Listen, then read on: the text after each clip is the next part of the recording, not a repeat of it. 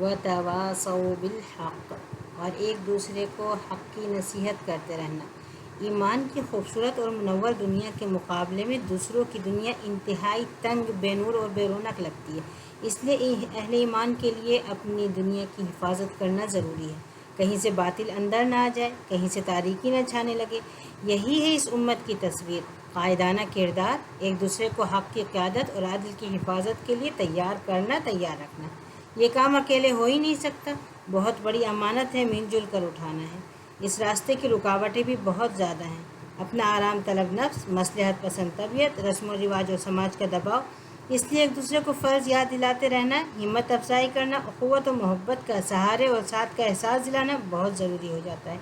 हमारे असलाफ़ एक दूसरे से मोहब्बत, खैरख़ाही, हिम्मत अफजाई का पैकर थे। जभी तो खिलाफत राशिदा की रोशन तारीख़ सुनहरे औराक़ पर नक्श हुई थी।